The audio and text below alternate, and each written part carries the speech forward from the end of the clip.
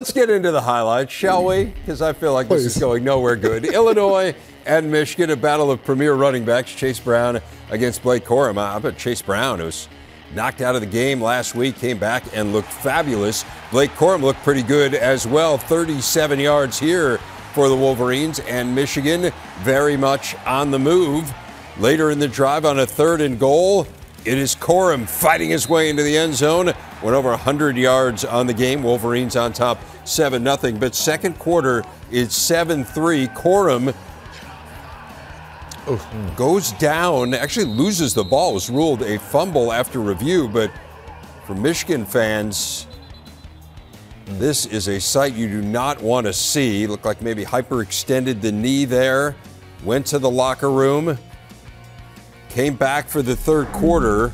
Warmed up a little bit on the bike, just one carry in the second half. Jim Harbaugh did say he got cleared to go back in. We'll see where he is, but it is structurally good. Later in the third quarter, it's a 10-3 game. It is Brown for the touchdown to tie it up at 10. Later in the third quarter, 4th and 6. It's like the Illini may have jumped offside here. J.J. McCarthy thinking he has a free play. Tries to throw it deep. Andrew Anthony can't come down with it, but no flag on the play.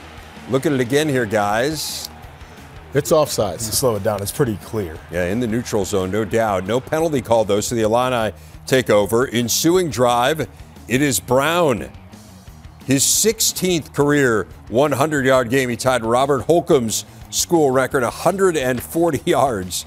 Heck of a game. Illini on top 17-10. To the fourth quarter we go. It's 17-13. J.J. McCarthy fumbles the snap, able to pick it up, gets it to Cornelius Johnson for the first down. Take a look at it again. Was J.J.'s knee down there? Might be able to get the credit card under the knee. Yeah, maybe. Close. Jake Moody field goal cuts it to 17-16. Now on a 4th and 3, McCarthy to Isaiah Gash. Huge 4th down conversion to keep it alive, but what happens here, Joshua? Yeah, I mean, unless I'm missing something, this is a textbook pick. He's blocking. The ball's thrown beyond the line of scrimmage. It seems like that should be a penalty there. Again, was not called. And so Michigan continues the drive. Next play, Devin Witherspoon called for pass interference there. He and Ronnie Bell were battling. And Michigan inching a bit closer. Later in the drive, McCarthy looking for Cornelius Johnson. It is ruled a completion. Look at it there. The call would stand. And so that moves Michigan even closer. And Jake Moody had already hit 3 in the game. The Groza winner from a year ago hits his 4th of the day. There's a reason he won it a year ago. You want to talk steady Eddie. Heartbreak for the Illini. Celebration from Jim Harbaugh as Michigan is 11-0 for the first time since 2006. Audrey Dahlgren with the Victors. Well, it would be remiss of us not to start with your kicker, Jake Moody. What can you say about him and his performance, especially the game-winning field goal? I mean, he doesn't have his nickname Money Moody for a reason. I mean, he's just ice in his vein. I knew it was going to be in from the second he walked out there, so I'm just so happy to have him. It means so much to me, you know. We got such a great team. I love everybody in there. You know, they get me in good positions to put points on the board. And I got to give a shout out to everybody that's in my operation because they make it really easy for me. That's pretty good for a college guy. You know, pretty good. That's why he's the Groza Award. That's why he's the Groza winner, right? But legend. I mean, he's been watching Michigan football since I was a kid. Pretty decent historian of Michigan football, and I am nominating him for legendary status at the university. Can I get a second? Jack Harbaugh, you've seen a lot of Michigan football. We got a second? Unfortunately today to fall just a little bit short is very frustrating, but it does set, I think, a precedence and an understanding in that locker room that we can literally play with everybody in the country, and hopefully can take this and continue to grow. The growth where we are right now from where we were a year ago at this time is astronomical, but it doesn't take the feeling of what we're experiencing right now any better. Illinois did play really well. 14 third-quarter points against a team that had given up 6 all year combined coming in. Fell a little bit short. The Wolverines figured out a way. Wasn't necessarily pretty. What did you make of it? Yeah, the final drive was really significant, right? I think it showed Michigan's toughness. And to Brett Bielema's point, Illinois was getting better as the game was going on. Michigan wasn't necessarily doing that. Pass game, 208 yards, no touchdowns, no picks, but really never really threatened Illinois with explosive passes. We've said this before. It's interesting whether they're going to need that next week. Mm-hmm. They didn't necessarily need it, although they had a decent pass game. But will they need to be explosive next week? We're going to find out. And I think that's the thing with Michigan. Like, we asked the question, what would happen if Michigan could not run the football? And unfortunately, Blake Corum was not available for a lot of that game, so we got to see it. And I think there are two things at play here. J.J. McCarthy was inaccurate at times in that game, but the wide receivers dropped some footballs, didn't get the necessary separation. That has to become better. But you also start to look at what they did in the red zone. It's a conversation we've been having all year. Weren't scoring touchdowns when the field got short. And that's something they're going to have to do against an offense as potent as Ohio State. So as you start to evaluate, it seems like there are major flaws in this team, but what they do extremely well, they are great at. Yeah, not being explosive and trouble in the red zone, those two things mean that you're playing the game middle of the field and not scoring a lot of points sometimes. 1 touchdown in 4 red zone trips. And again, these are not new issues. These are issues that we've been tracking all year with Michigan. No team is perfect, but those are pretty clearly the things they need to work on as they head into that game with Ohio State. Whether or not they can fix it in a week, we shall see. The truth of the matter is the Buckeyes have a few things they need to work on as well, as was evidenced in their game against Maryland on Saturday. Travion Henderson, C.J. Stroud getting ready. Henderson back after missing a couple weeks with a foot injury. Looks pretty good here, Joshua. He sure does. I mean, you get him out in some open space, and that's where he operates the best and is able to find pay dirt. Ohio State on top 7-0 early, but late second quarter. Here comes Maryland. C.J. Dupree there, and the Terps up 13-10 at the half. Early third quarter, Dallin Hayden running hard. 27 carries, $146, and 3 TDs. But Maryland answering. Leah Tungavailoa, they would go for 2, get back within 6 at 27-21. Then it is Hayden again. Man, he was impressive. Career high rushing yards, his second straight 100-yard game. Mayan Williams didn't play in the game, so 33-21. On the ensuing extra point, it is blocked by the Terps. Jacorian Bennett bringing it back for 2 points, and Maryland within 10 at 33-23. And then it's Leah Tungavailoa, and Jerry, when he is good, he is really good. This is incredible. He finds the receiver. It's a perfect pass. You can't throw it any better than that. Threw for 293 yards, 49 there to Rakim Jarrett. A few plays later on a 4th and goal. I mean, this is now, unless you look at this one. This one's better than the last one. Incredible. Deshaun Jones there. Maryland back within 3. It's 33-30. Here come the Bucks. Hayden. How good was he, Joshua? I mean, the young running back has a burst and a pop that we haven't seen in this Ohio State offense in a few weeks. Noah Ruggles able to cap it off with a field goal, 36-30. Buckeyes. Now desperation time for Maryland. And Zach Harrison coming up with a defensive play, forces the fumble. Steele Chambers snags it out of the air, and Ohio State wins it in a deceptive final, 43-30. Jillian Sakovich with the victorious Buckeyes. Coach, Maryland kept the pressure on throughout, but nevertheless, Ohio State goes 11-0. What do you take away from this one? Well, anytime you're in the Big Ten and you're playing in November, these are hard games. I thought Maryland did a great job, especially in the first half, and I thought we did a really good job coming out at halftime, really winning the third quarter and then finishing out the game. Dallin Hayden steps up again for Ohio State. What makes him such a special player? Well, this is really the first time I think everyone's seen him play the majority of the game, and I thought he's got really good feet. But and he ran through contact well. But the number one thing he did is he took care of the football, and that's very, very important when you're playing in these games is turnovers. Coach Day has said about your game specifically that there's no stage that's too big for you. What allows you to be so successful with this Buckeye team? Just preparation, man. I feel like I go against the best in the country almost every single day, and they push me to be the best I can, and I just feel like it's gotten me better, and my teammates have confidence in me. Like I have a Heisman candidate who has confidence in me, and that just helps me a lot, man. We're never satisfied with the loss, obviously, but what you saw today is us go blow to blow, blow for blow, with the team that I consider to be one of the best in the country. And, you know, when I started this thing this week, the question I asked our team was, where were we? I saw a team take accountability for how we played the last couple of weeks. I saw a team that was disappointed. And to me, those are the type of signs that we need to have, and that's the mentality we need to have as we work to take the next step. Did indeed go toe-to-toe. Again, they play Rutgers next week, could get to 7 wins, go to another bowl game. So lots to feel good about from Maryland's point of view. What about from Ohio State's point of view, Joshua? Look, I think both Michigan and Ohio State, you come into today, you say you're going to get a win, everyone's relieved.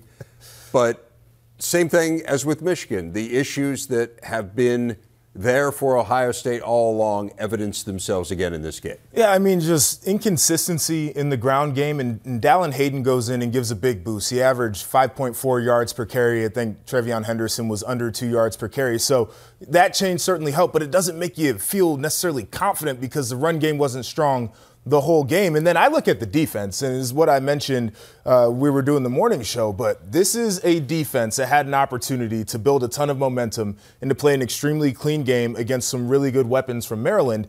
And they went out there and it was a roller coaster. They made some explosive plays. They had some big explosive plays go against them. And I think that's a hard spot heading into next week, because now in the back of your mind, the things that happened last year that got you in trouble happened in this game, and just the psychology of it doesn't make sense. We've been talking all week about the game before the game, and I think today proved out that it's real. I mean, it's a challenge for these type of programs, Ohio State and Michigan, especially since they played 2 good teams. I mean, Illinois is good. Maryland is a good team.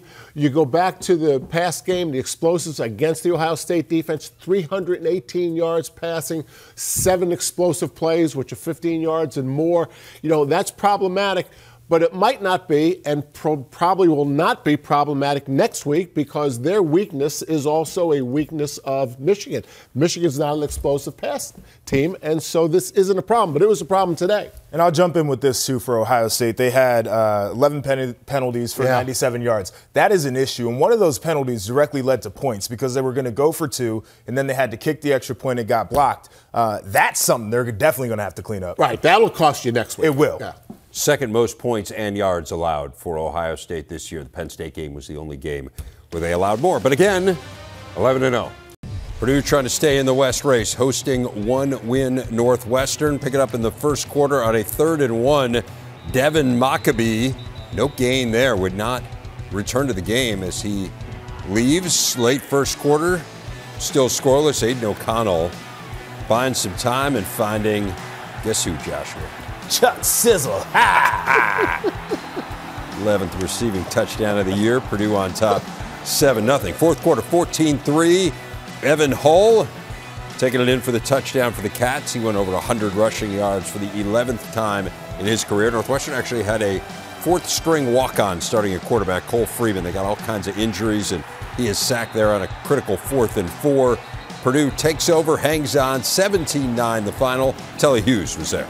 All right, Coach, still some work to do, but one step closer to Indy. What does this say about the resiliency of your team to come out with a hard-fought win like this? Well, it's a typical Big Ten game in Big Ten conditions. The field was slippery. The weather was cold.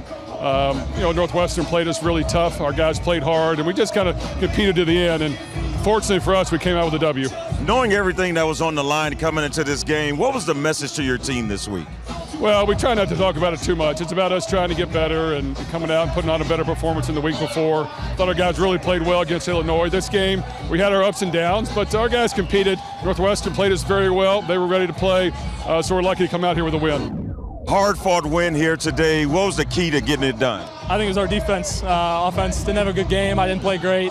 Our defense led us the whole way, a bunch of turnovers, and stopped those guys, held them to 9 points. So it's kudos to our defense. for us to be able to focus on this game, not worried about anything else, focus on one game at a time and do this and get a tough win. And it's huge for our program. Iowa and Minnesota. Sam Laporta getting ready for the Hawks. Focal point of that Iowa attack. Pick it up late in the first quarter. Spencer Petras finding the aforementioned Laporta. It was a little foreshadowing. Laporta banged up on the play, though. 95 yards receiving. He would not return to the game. Petras able to sneak it in, puts Iowa on top 10-0. Ensuing Gopher drive. Here comes Mo Ibrahim. This was a theme in the game. Here comes Mo? Yeah, Mo Ibrahim. How'd he do? I did well. I kind of expected that, too. Yeah. Really? Not everyone did. 263 yards for him. That is the most for a Minnesota running back since Chris Darkins in 1995. Career high is 19th straight 100-yard game. It's the longest streak for an FBS player this century. 54 yards there. Gophers would tie it with a field goal. Made it 10-10. Late fourth quarter, still 10-10. Athian Kaliak-Manis pass is tipped by Riley Moss, and Jack Campbell picks it off. Seen this movie before. We have indeed, very close to staying in bounds, but he was ruled out at the Minnesota 45. Next play, it is Petras, who had a really nice game, 15-24, 221. Hits Luke Lachey here, Joshua. A Central Ohio guy, Luke Lachey, doing a great job down the seam. That's a tough catch, took a little contact, and Petras did play very well today. And that sets up Drew Stevens with a chance to win it for the Hawks, and he does just that as they capture Floyd of Rosedale for the 8th straight time. 13-10 the final. Megan McEwen got the reaction. With the game on the line in the fourth quarter, you come up with a massive interception. How did that play unwind from your perspective? That was all right, Moss. Just giving me the opportunity to get the ball up there. And then I just tried to make the most of it. I'm not sure that if I stepped out, we can argue that later, but it's the epitome of Hawkeye football, man. We keep fighting until the game is won, the full 60, and we'll just continue to do that. Not everything out there defensively was pretty, but we kept fighting the whole game, and I'm just so proud of those guys, and I'm just so thankful for that coaching staff and all my players with me. So, Coach Ferentz just became tied for third for most Big Ten wins. What makes him such a special coach? Oh, I don't think there's a coach in America that loves his players more than Coach Ferentz. He does things the right way. He's got outstanding character. There's not a single thing about him that's fake. I love playing for him. I know all the rest of us do too. You get the Floyd of Rosedale pick back in Iowa City for the 8th straight year. Why is this rivalry so special to you? Well, I don't know. It's just winning an A series is a big thing, and it's a year rental. But, it's what it stands for. I go back to 1981. It was my first introduction when they came to get Floyd in Kinnick Stadium, and that's when I understood these things mean something. So, as my education, it's all, it's just important. I'm just happy to see our players happy. 24th win in their last 30 trophy games for the Hawkeyes, and so now here it is. Win, and they are in. If Iowa beats Nebraska, they will go to Indy. Were they to lose, and if Purdue beats Indiana, then it would be the Boilermakers who would go, and if they both lose and Illinois beats Northwestern, the Fighting Illini could still go. So we started the day with 5 teams eligible. We're down to 3 that have a chance to make it to Indy. You heard Megan mention Kirk Ferentz's milestone win as he ties Amos Alonzo-Stagg for 3rd all-time in terms of conference wins. Only Woody and Bo ahead of him, and this was a very Ferentzian win. It was, and congratulations to Kirk. I mean, he has been a great friend to this network and always has treated us tremendously. And he won a game today with rushing for 59 yards, and Minnesota rushed for a bunch of yards, but they only scored 10 points. And at the end of the day, we're going to look at the pass game by Spencer Petras and say that that was the difference in the game. And a month ago, if we would have said the pass game won Iowa a game, I don't know that any of us would have believed it. But they have gotten better, and them and Purdue are the 2 best teams in the West. Agree with that. The pass game was special for Iowa today, but I look at this Iowa defense again and again, and they come through when they need to. And you can look at the stat sheet and look at all the yards that they gave up. But when it got to red zone, Minnesota only scored twice in 4 trips down there. That's a big deal. They took the ball away in the red zone. They had that interception. I mean, it's everything that we have come to know about this Iowa defense that they continue to do week after week. Interestingly, to your point, as most yards they've given up all year, and yet kept Minnesota off the scoreboard and won the game. What do you make of Purdue? Kind of a workmanlike effort. They were not great on offense, but did enough to beat Northwestern. 140 yards rushing. Anytime they can rush for that many yards, they usually win the game. 2 penalties for 20 yards and no turnovers. That's big-time improvement on those 2 stats. And their defense showed up the way that it needed to against the Northwestern offense that was up against a lot of issues today. So I think that was maturity from that side of the ball. 11th win in conference play over the last 2 seasons. That's the most back-to-back this century for Purdue. And again, still with a shot. Northwestern, meanwhile, 10 straight losses now. That is the longest losing streak in the country. Number 11, Penn State going to Rutgers. James Franklin's team down 3-0 early, but not for long. Nicholas Singleton is pretty good. He's pretty fast, too. If you notice, he's going faster than the other people on the gridiron. Hashtag analysis. That is the 7th touchdown return of a kickoff of 100 yards or longer in Penn State history. On top 7-3. Gavin Wimsett to Johnny Langan. Coughs it up. Kobe King there to scoop and score. And Penn State 2 touchdowns, both of the non-offensive variety. On top 14-10. Here's a more conventional TD. Their tight ends are awfully good. Tyler Warren there from Sean Clifford. 21-10. I like that celebration. 28-10. Jair Brown, how about another non-offensive touchdown? You like this guy, Joshua, and many do. Yeah, I really do like him. And the non-offensive touchdowns are the best kind, in my humble estimation. 55-10, the final. Penn State runs away with it. Rick Pizzo with James Franklin.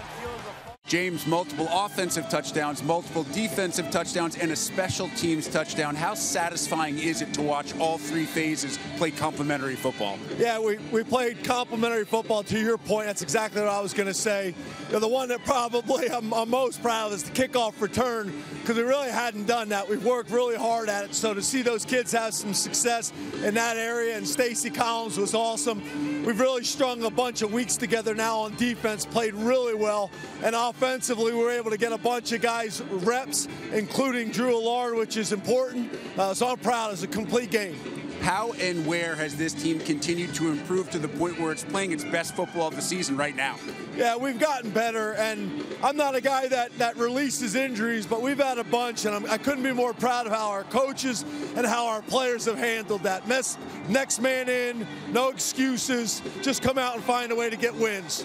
Lastly, James, what will the message be this week, knowing full well that a 10-win regular season and a likely New Year's Six bowl invite hangs in the balance? Some of those things you're talking about are outside of my control, so we're just going to focus on being 1-0 this week, and hopefully they'll tell us we're going somewhere pretty good. But I'm proud of this team and what we've been able to do.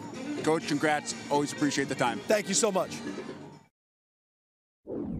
As you saw, it's the 100th time in James Franklin's head coaching career. He has gone 1-0 for the week, going back to his days at Vandy as well. 5th Big Ten head coach to hit that milestone, so congratulations to him. What stood out about win number 100? Continue to improve, right, by record and by performance. They're clearly the 3rd best team in the conference with a chance to win their 10th game next week against Michigan State. Just really impressive. Balanced on offense, run and pass, and so disruptive on defense that Rutgers really never had a chance after the middle of the first quarter. And the run game for Penn State is what stands out offensively about that equation, because it's something they could not do last year. And then you integrate some young players in there and expect them to make big-time plays. They've done it all year long. Then you mentioned the defense, and they're going up against an offense with a young quarterback in Rutgers, and they made him look like a young quarterback today. And that's the mark of a very mature defense that's well coached. 15 more tackles for loss in this game. They have 40 in the last 3 games. Just for some perspective, there were 5 teams nationally that came into Saturday without 40 tackles for loss on the season. They've had 40 in 3 games. Pretty remarkable. Rutgers, meanwhile, 37 straight losses against ranked teams. Still have not beaten one as a Big Ten member. They will not get to the 6 wins that are typically needed for a bowl game. You never know. Obviously, last year they got there with 5. Indiana and Michigan State. The Snow fan on hand for this one. Pick it up in the 3rd quarter. Indiana down 24-7. Sean Shivers gone. 79 yards for the touchdown. Longest TD run for the Hoosiers in 7 years. And Tom Allen is pumped. Makes it 24-14. Spartans answer, though, behind Elijah Collins, getting into the end zone for the second time of the game. Went over 100 yards, actually 200-yard rushers. Kenneth Walker knows a thing or two about going over 100.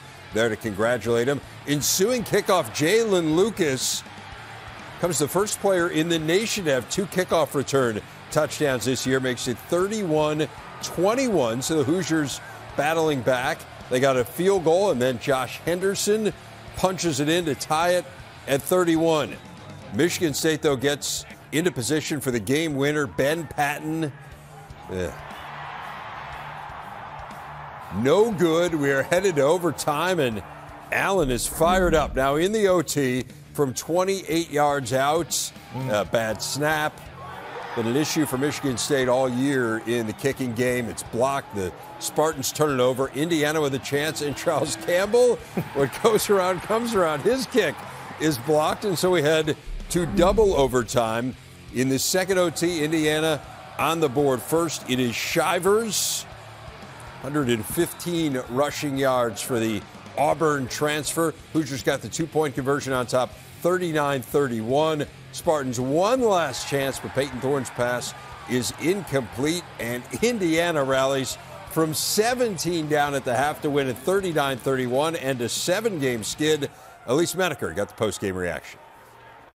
Coach, where do I begin? Halftime, you're down 17. It takes 2 overtimes to win. What did it take to pull this out today? Just a lot of fight. There's a whole bunch of fight. These guys don't ever quit. To God be the glory. I just appreciate their hearts. Just the whole team. And we obviously didn't. We made mistakes. Get a field goal block to win the game, and then just kept fighting. So to me, the answer is fight and passion. The emotions that you felt on the sideline, take me through them. I mean, just roller coaster, but you just stay the course. I'm a pretty emotional guy, so I don't stay very steady, but at the same time, you just try to stay locked in and just keep playing and just fight to the finish. Very disappointed not being able to close this game out. We got outplayed in the second half. You can point to any aspect of the team, offense, defense, or special teams, where we had opportunities to execute and then do it for 60 minutes in the second half. I mean, we need more points, and then we got to do a better job on special teams. Obviously, we thought special teams would be the difference in this game, and it was. So Indiana rallying from 17 points down in the second half to win it. The first time they have done that since 2002 against Wisconsin when Jerry was on the sideline. I'm guessing you don't remember that game as clearly as you remember this one. So let's talk about this one instead of that one. And what a great win for the Hoosiers. A great win. And I've been talking about Mel Tucker all week about how he's kept this team and started it slow and really has come back. And Tom Allen, I mean, think about it. They go into this game with 3 wins. They get behind. They're on the road. They've got a young quarterback, double overtime. I mean, for Tom Allen to get his team ready, and I think the players always deserve more credit than the coaches, but Tom Allen deserves a lot of credit for the fight that his team showed today. And this is a big win for morale, right? Because when you're in that locker room, it's getting toward the end of the season, the weather's starting to turn. Like, the players need something they can hang their hat on to finish out the season, so it's good from that regard. You mentioned Mel Tucker and his team.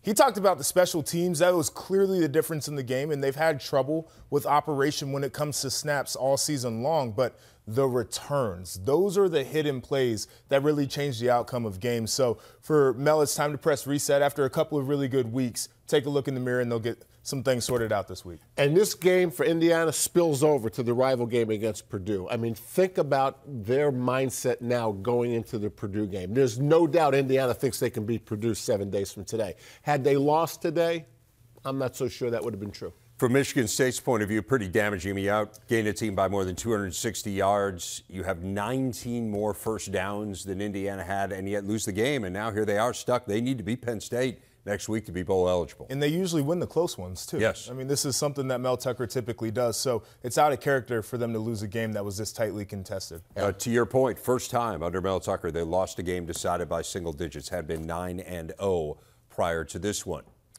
Wisconsin going to Nebraska, pick it up in the second quarter after a Badger interception. Casey Thompson to Trey Palmer for the 11-yard TD. Thompson back from injury, and Nebraska on top 7-0.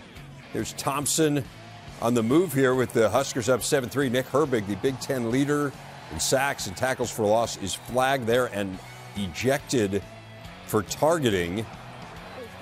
So Herbig thrown out of the game, and later on the same drive on a 3rd and 6, it is Thompson to Palmer again. Palmer 2 touchdowns on the game. Remember, he had been a non-factor in those games without Thompson, so delighted to have him back. Graham Mertz, we mentioned, threw the early interception, but comes up big there, hitting Skylar Bell. 2-point conversion, no good, so Badgers still down 5 at 14-9. Late fourth quarter, it is Mertz to Isaac Guerendo, Joshua. And Guerendo's become a really big part of this running back rotation. Started off the season, was still trying to find his way up the depth chart, but he's a huge player for Wisconsin. So now on 3rd and goal, Mertz able to sneak it in, makes it 15-14 Badgers, and they hang on to win it by that score. They take the Freedom Trophy, and Jim Leonard's team is now bowl eligible.